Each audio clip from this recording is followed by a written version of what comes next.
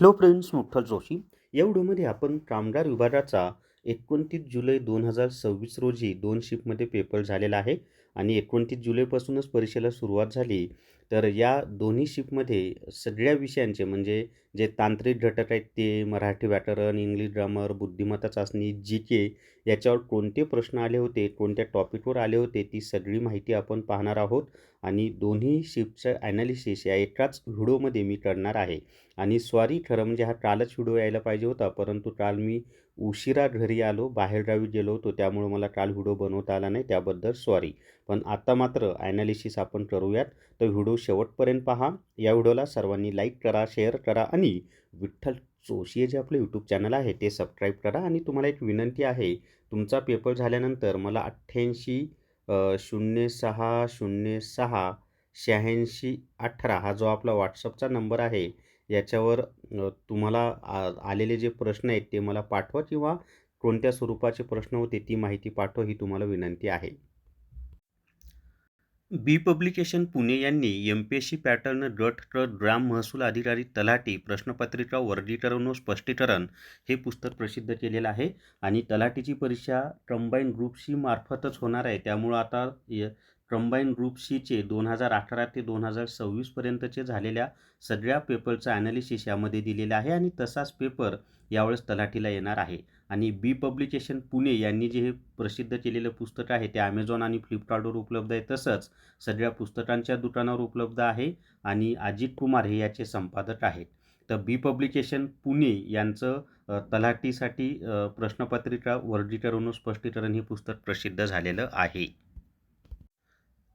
सुरुवातीला आपण जो तांत्रिक घटक होता कामगार कायदे त्याच्या संदर्भात माहिती पाहूयात.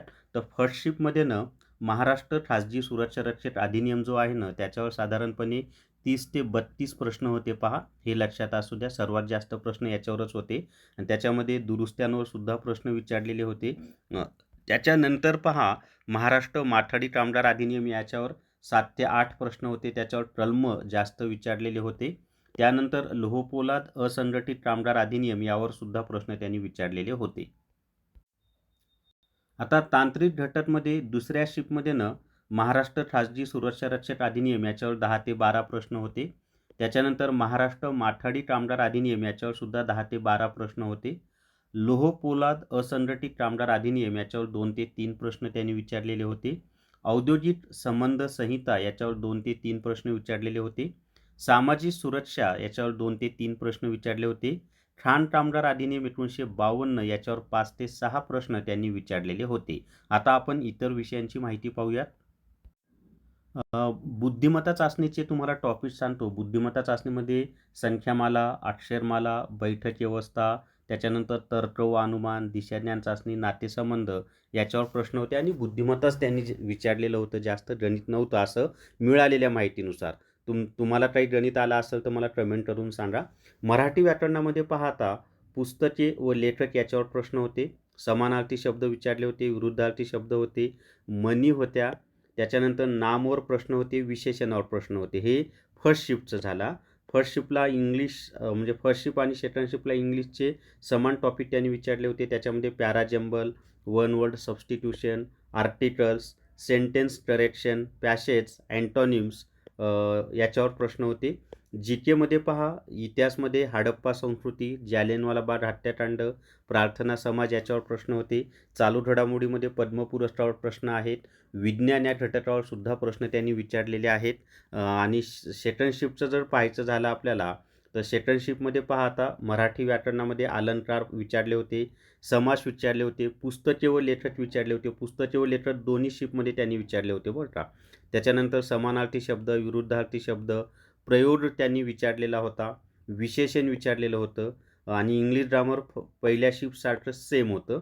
त्याच्यानंतर जी केमध्ये सेकंड शिफ्टला राष्ट्रपतीवर प्रश्न होते, राज्यपाल, कलम 161, अजूनही काही कलमं होती पहा. विज्ञानावर प्रश्न होते, भूगोलावर प्रश्न होता, प्राचीन भारताच्या इतिहासावर प्रश्न होता, मध्ययुगीन भारताच्या इतिहासावर प्रश्न होता. चालू घडामोडीमध्ये पद्म पुरस्कारावर त्यांनी प्रश्न विचारलेले होते. तर अशा पद्धतीनं दोन्ही शिफ्टमध्ये प्रश्न त्यांनी विचारलेले होते पहा. आणि आजच्या शिफ्टचे व्हिडिओसुद्धा मी टाकणार आहे. आणि तुमचाही पेपर झाल्यानंतर मला 88 0606 8618 हा जो माझा WhatsAppचा नंबर आहे याच्यावर प्रश्न पाठवा.